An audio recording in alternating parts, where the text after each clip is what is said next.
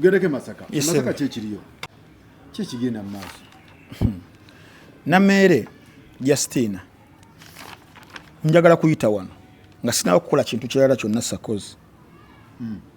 Okusinziira ku mulamuzi ye Herbert Asiimwe Chief Magistrates owa Masaka. Ebintu bye yakoze, vulugu gwe yakoze, atabeerangawo eyayisizza olugaayo mu buli nsalawo yonna eya kooti na buli principle yonna ey'amateeka. Omulamuzi oyo Herbert Asiimwe.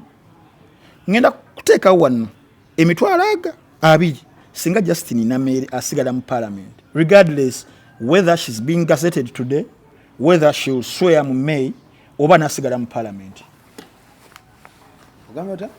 Justine Nameere kumivuyo omulamuzi Chief Magistrate Herbert Asiimwe bye yakoze mu situation yeno okuvoola amateeka ogayisaamu olugaayo ogana okugoberera every principle of law ekwadagana ku misango bwegiti ejja recounting n'amaliriza nga amulangiridde ng'akozesezza obuyinza obutali bubwe.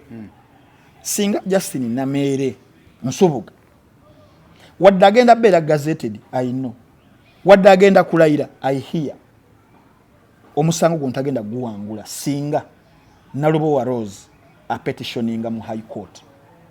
Olina kyosiba emitwalo abiri. Sina nyingi naga sente zino zibeere wano ku Gossip Live. Watutuuka Nameere nga asigadde mu parliament kantekewo by June kuba May si balayira. June, July, August. Zino meka ena mukaaga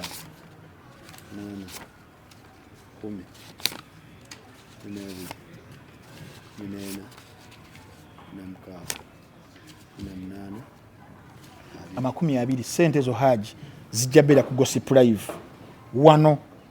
Nameere by August wasigala mu parliament, sente zo ozitwale tozinziriza banange siriba nze sisibye atosibye nze nzikuwadde buwi.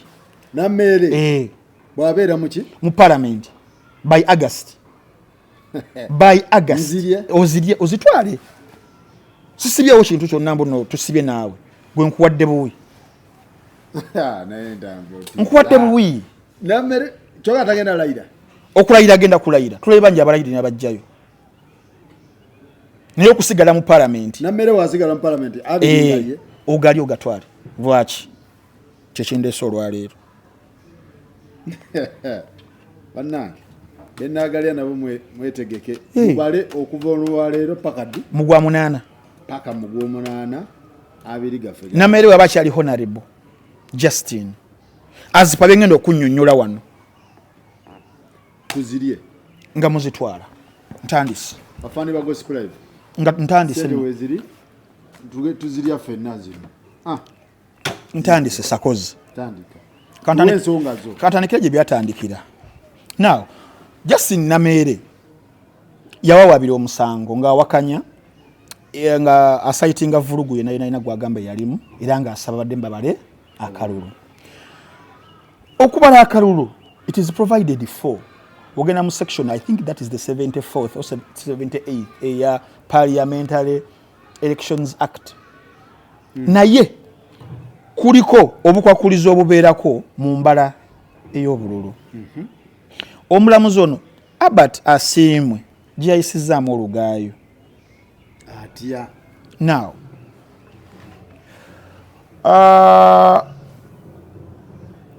kyannaku nnyo sakozi nti mu provisions mu section ey'ekinaana etteeka liri very clear. Kyannaku nnyo sitambula na constitution yange nalibadde nkubikkuliranga. Section ey'ekinaana under the Parliamentary Elections Act egamba bweti ballots can't be trusted if the process is already broken and unfair. Mu musango guno omusajja we yawa order okubanga baddamu okubala akalulu okubala obululu obwo ekyasooka okulabibwako nga ballot box 2 tezirina siiru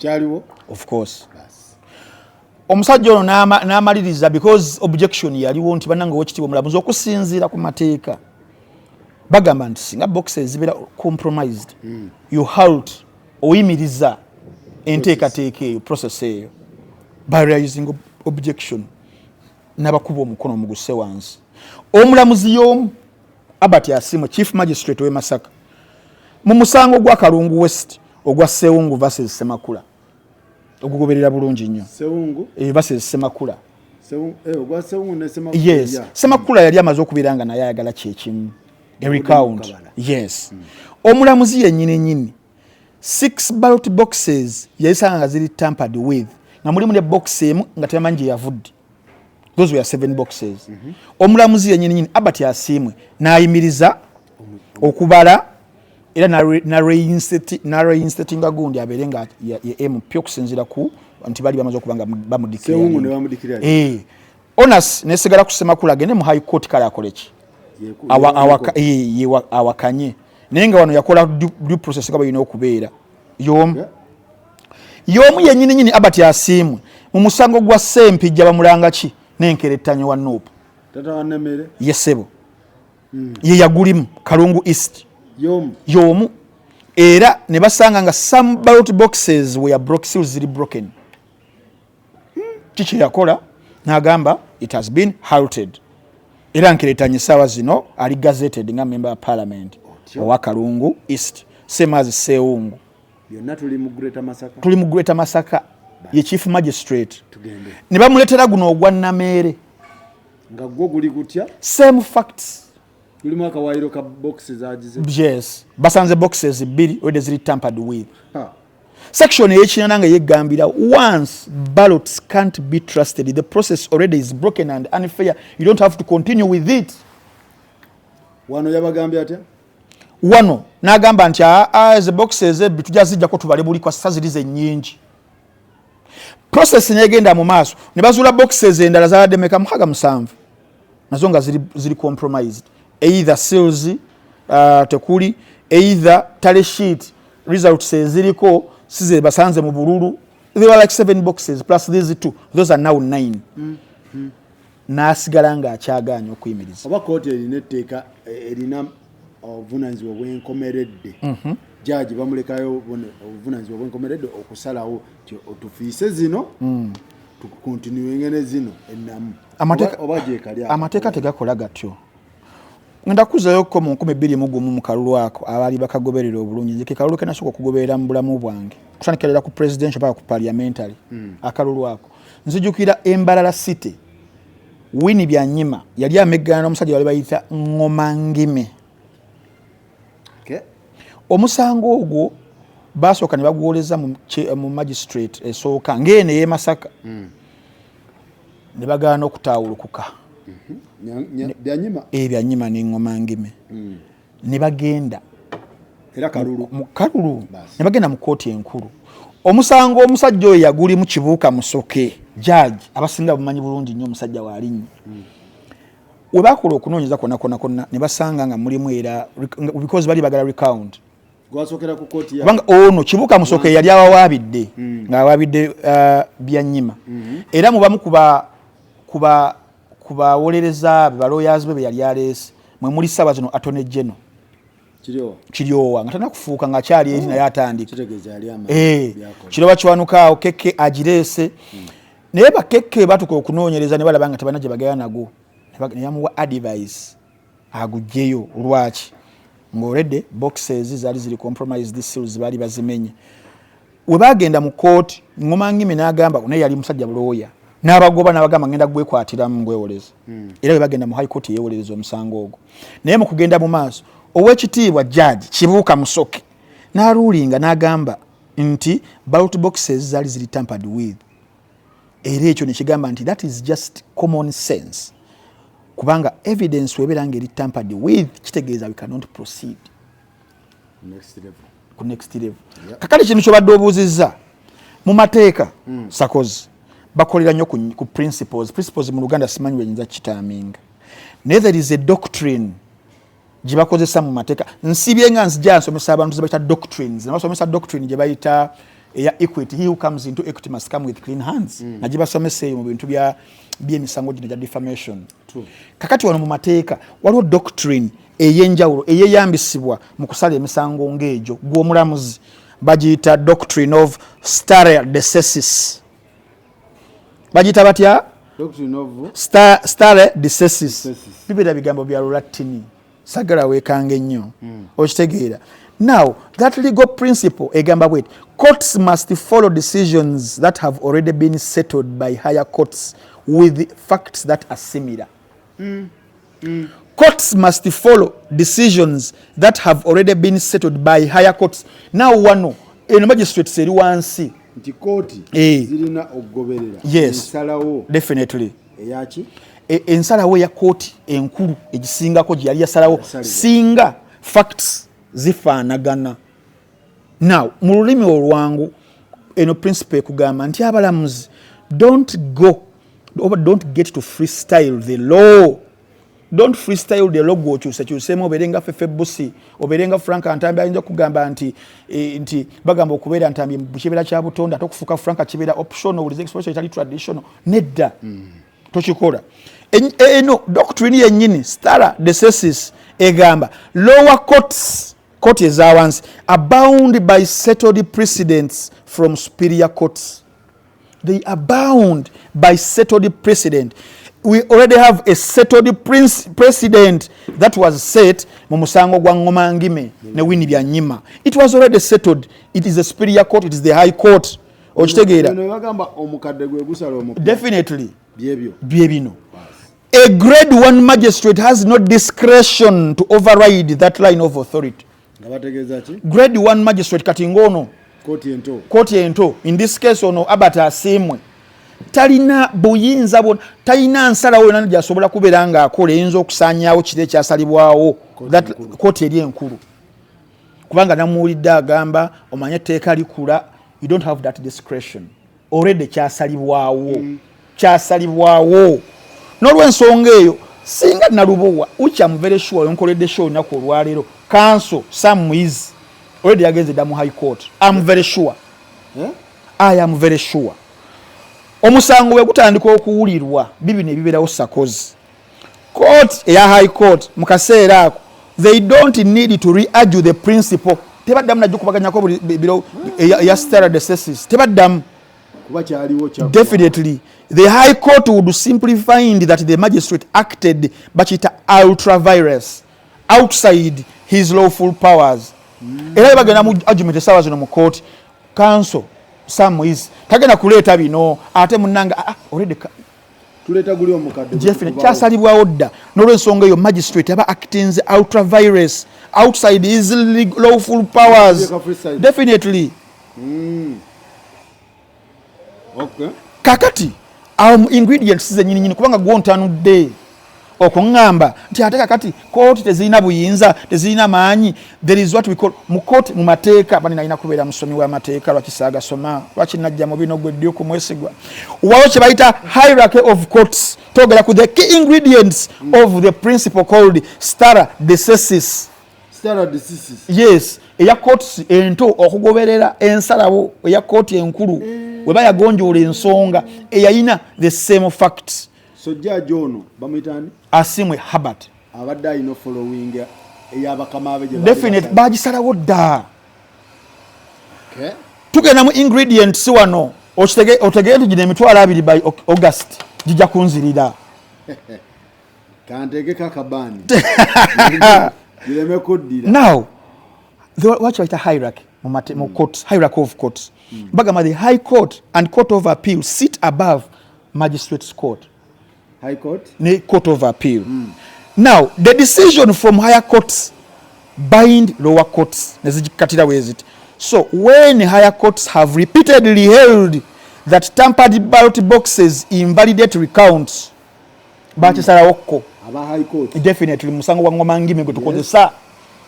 So, when the higher courts have repeatedly held that tampered ballot box repeatedly held that tampered ballot boxes invalidate recounts, then a chief magistrate has no legal room to depart from that rule. Utwa tugendere ku hierarchy. nga tugoberera amateeka ga definitely kooti enkulu kyesaze kyobola bona ali mukwekweka asimu agamba muteeka likula kati emyaka giyiseewo 24 ate likyuka ddi tuleta n'emisango egyali 18 terikyuka mu misango osanga kanso naita omusango guli 1893 ebungereza ate nga gyagujje kakati waliwo kye bayita ratio decidendi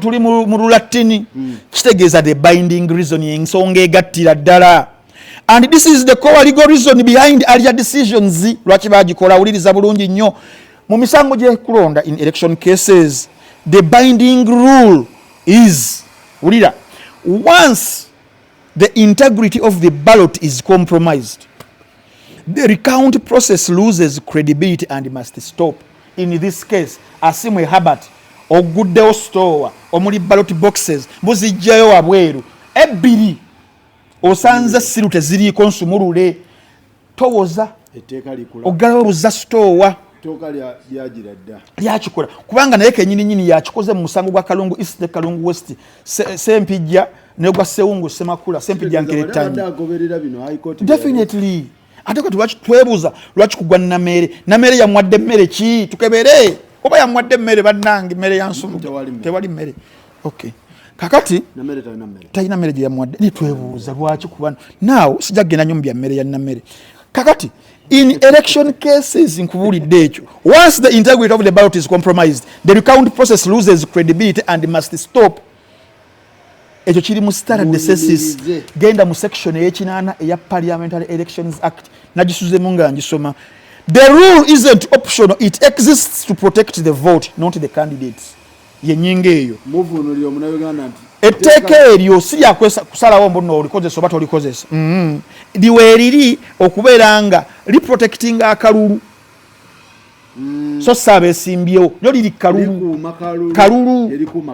akalulu kabanga tekakiipingiddwa bulungi tetuli ku candidate kalulu kali compromised already kuba box tuzisanze nsumulule definitely protection ya kalulu yes teri definitely now mu mateeka wali kyetuyita tugoberera consistency and legal certainty mu mateeka nagayigira mukomera buweeki emu agamu agasinga njazanya emisango waliwo omuntu omulala mpaabidde nasoma amateeka kati eno principle gye nabagambye ya standard decisis egamba courts ezawansi okugoberera decisions za courts ezawaggulu mu misango already courts ezo nga zagisettlinga bagoberera nnyo consistency ne legal certainty etya nti similar cases are treated alike yes are treated alike mugino gyonna nga wabadde agisala obulungi abadde agisala ng'asinziira muguli omukadde ogwasalibwa abadde akozesa principle yemu watuuse muguno n'ayawukana naye nga te principle ekugamba nti similar cases are treated alike muguno ogwa Nameere kikibadde different kuba mulimu agamba ballot box siru teziriiko ne wano zabadde nkwateko nga nsumulule those are similar cases so you have to be treated this to obtain consistency and legal certainty uliriza gwe the law is very predictable mateeka titukyusa nnyo judicial officers don't make contradictory rulings now he contradicted himself on 3 cases ziri ziya rulinga oba 2 cases Sempijja versus Nkeretanyi and Sewungu versus Semakula and then you contradict yourself kugwa Nameere wembuuliza Nameere yamwadde mmere ekitu ginonyi tokkirizibwa kubeera contradicted you don't have to if one magistrate allows recounts with the tampered boxes while others stop them elections become lawless and arbitrary that's exactly what stare decisis prevents tijaji wakola atya judge magistrate omuwakkiriza okubala obululu nga waliwo tampered boxes nga bazikuttemu ng'ate abalala bakiyimiriza then akalulu katuuka ekiseera nga kugamba tulinga abali mu jjangu tekalina mateeka tuzannyamu buzannyi kati waliwo ate ekyokuna kye bayita lack of discretion at lower level wano nomulamuzi walina okwegenderereza ayinza okugibwako certificate wa bagirina essomero kuyasomera amateeka liyinza okugalusa essaawa zino essaawa zino it is the court essaawa zino eri masaŋŋanzira the judiciary ne courts era court of budget commission akakiiko kagundi ako kalina okutandika, otherwise tugenda tandika okukuba ebituli mu bantu bawa ngaawe. A lower court cannot overrule, ignore or reinterpret settled precedent just because it feels the circumstances are special. Kati wano yagambye circumstances ziri special, etteeka likula.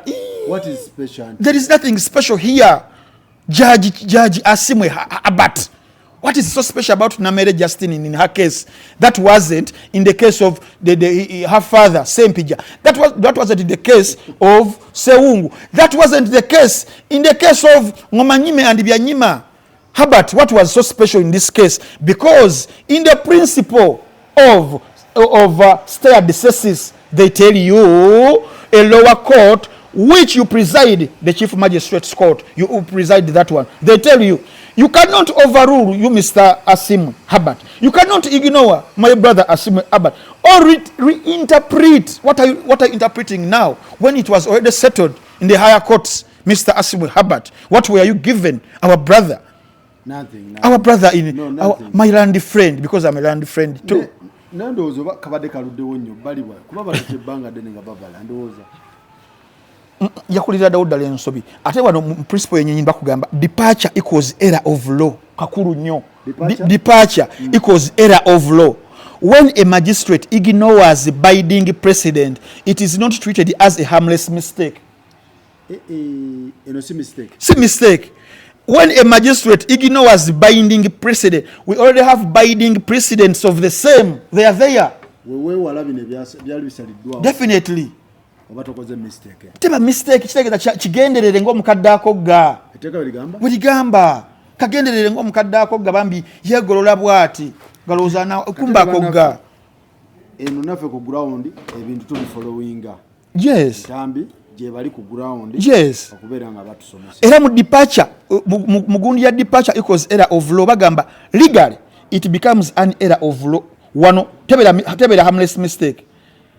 Tebera mistake eti najikoze because mateeka becoming an error of law or a misdirection or grounds of appeal or judicial review. Kati wano judicial review etujagalira. Judicial review ani alina gikola? Twalonze Dagundi. Twalonze Chief Justice. Chief Justice ani? Twalonze ani? Bamwita batya? Justice akulira bajje. Ani Flavian Zeje. Chief Justice. Ye Chief Justice. Twamulonze. Kati judicial review. And I think commission already weriyo. Obitegeera. So nalubowa tewaliwo ku bikolebwa ku mulamuzi nga akoze ebintu ebi. Buli kimu kiriko penalty. Consequences weziri. Tovala banti mu bimu ku bye twagala mu reforms senga zinabeera zize nabadde ndaba odongoto. Odongoto yakoze argument yanyumidde. Negaba bino ebintu bibaddengawo myaka na myaka. Kati for example okwewala ekintu kya ballot boxes okubeera tampered with kubanga ndowooza mu buli case kibaddemu. Who does that? Who tampers with these boxes? Boxes no baziteekawo mu store ku police zinabeera ku police. Okay. Who tampers? Simanya zikwata kati ne bagamba ati at least tukutekewo enkola eya boxes zetulina okuleeta empya nga za codes nga sakozi gwemvuganya naye ugendako kone gundi emu nange nenfunako nga emu code wetujja tuteekamu nentekamu eyo ntekamu yange neyeggula. Ba candidate. Buli candidate. Katugeze passcode ziringa 12. Nga buli omu alinako namba in ascendance. Omutagulawo. Ekyokubiri bano ba Asimwe Herbert. In fact before ba Asimwe Herbert bano ba returning officers who declare winners. Nga mukaluluke tubaddemu nga gundi afunye endala ezize zibawadde oli abadde okusatu n'akulembera baberenga bali penalized. I think omuntu amanye embundo yemanza returning officer Frank Ntambi ndi mukaluluka Farouk Sakozi ne Duke Mwesigwa. Duke engeri jali omugezigezi era omulaba mugezigezi nabba Sakozi nampa sente amanye nti no waliwo etteeka either kumusula myaka 10. Yes. Nga weeriryawo bate saawa zino tebiriiwo. Abakuuma amasitoowa bano lwaki tubaleka nga bayina abatuusako eno embeera era nze wano sivunaana Justine Nameere nze ndi ku kalulu ne principal kagayidinga kuba mugamba ku mulyango kubako siiru siiru zino ani azimenya nayingizaamu obululu obupya ne musanga nga ku mulyango kuliko siiru ng'ate mu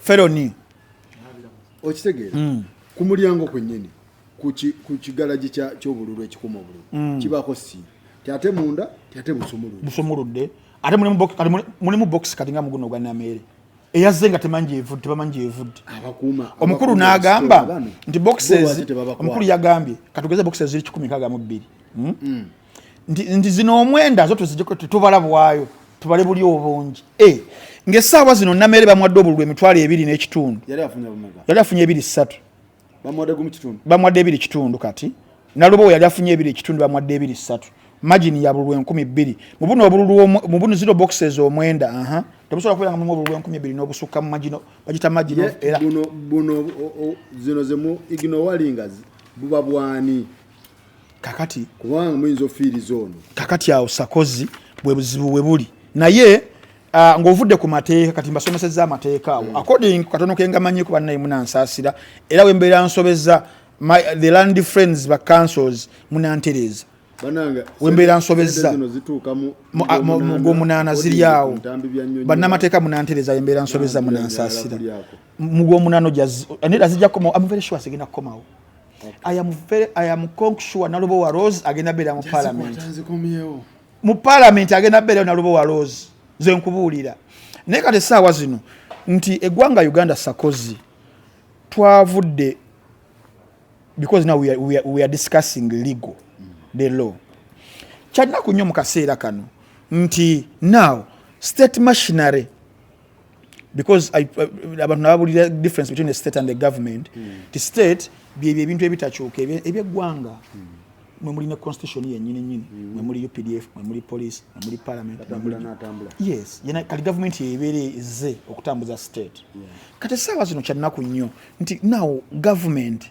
eri mu kukozesa state institutions okubascoringira their political good scores okitegeera nti tukirabye nga state institution nga UPDF erina okubeera nga eservinga bannayuganda in neutrality governed by the UPDF Act and its amendment of 2005 ng'essaawa zino mu kalulu singa obeera obadde obugoberera bonna the element ya UPDF mpitirivu nnyo mweri emiggo gikubwanga wegikubwa abakubiddwa amasasi abatwalibwa mu makomera bwe bityo naye ng'olaba there is partisan element using the state institution nga UPDF ne tugamba kale weebiri naye munnange we nabeerangiza egize kanzirukire mu bamateeka kanzirukire mu the judicial kubanga kibali tusigazi kati essaawa zino how dare Mr. Herbert Asim my goodness ajja tubuulira ensonga kwe yasinzidde yayogedde ebyo nkugambye nenkubuulira nti talina kusetinga mpya gwewa wansi tosetinga wedde baliwo edisetodi tusetingira wawaggulu yamaladde okusetinga president goberera eyo etteeka we ligamba kyoteeka tulisoma nga tulivuunula nga tuliva anti ebikadde teka ligambako nti nebikadde gwasimu gwolina kukolawo bibyo olina kuinterpretinga teka ng'omwana wa Nassali nedda bannange n'olwensonga eyo sakozi kyannaku nnyo nti tuli mu mbeera eyo bingi nnyo ebyabaddeyo nayitiddeko ke Masaka nnaku ezo zonazo n'essatu nga streets nzigale ezabadde zingira ali ku Tale Center amagye nga mayitirivu nnyo oyinza ogamba barracks bagitutte eyo tugaba bannange kikito kye tuliko saamulabyeko yambulako nakola mulaba nga agenze kitalyamu kulaba ku Mwanga Kivumbi eyo saamulabyeko naye era mu celebration gundi za Nameere twamuwulidde nga alina bye yeebaza tugamba bannange okay kale tewali buzibu no problem naye nga Nameere mukwano gwange era namukyaza ne mu show yange yadde headline nasaba n'akalulu namukyaza nze the issue isn't about Nameere as a person no amateeka tegali ku kalulu amateeka gali kalulu nze ndi ku kalulu kennyini etteeka likagambako mamito don't take it so bad papito yabaddewo papito sebo yabadde chairman wa task force ya kalulu ke papito yamubeereddemu so nze Nameere in fact nze nani mwagaliza okuwangula akalulu akataliimu buyinike akatali mbuyinike kabakati kawangudde fair and square nga abamu abawangula fair and square kano okay kano koze ledda mamito sijamu wa congratulation message naye bagamba mune candidate wa Nupu yayitawo mu request teyalina sima ku ground teyaliko yaliko bulungi kati kankubulire ebikola akalulu kadi bagimuwa naye nga munafu asimunafu akalulu kano oba ebikola akalulu sometimes tebibera ku candidate bibera ku idea eri spread okitegeera ojukira bulungi wale abantu banyenya abayisewo nga banafunga ba abantu nenga idea kwe bayimiridde emabega y'amaanyi buli muntu ayimirira ku idea y'abantu bajja kumuwa amaanyi kati nalubo wayinza okubeera nga yes maybe by nature bichi naye idea yayimirira emabega ya mwane card yali y'amaanyi era walaba visit tugeraganya visit sebbiri visit ya Mwami Kyagulanyi Center nga ali Masaka ne visit ya presiding wa Nameere e Masaka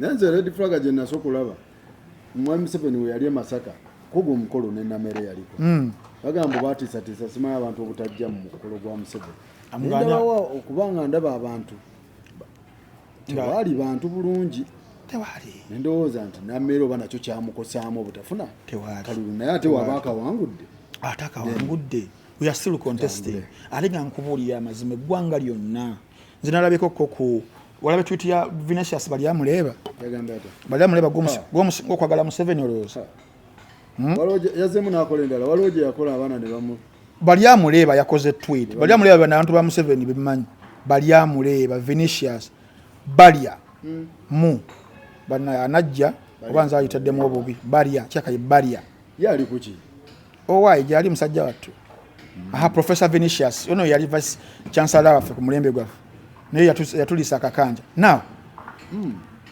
ate yabijjeeyo Vini tasobola bijjayo Vini mumanyi Vini oliwa Vini ali kuki Vini wono yagumala ndowooza Vini yawandise tweet n'agamba nga quoting Daily Monitor yogera kalulu wako the illegal acts of grade 1 magistrate have serious implications on the judiciary.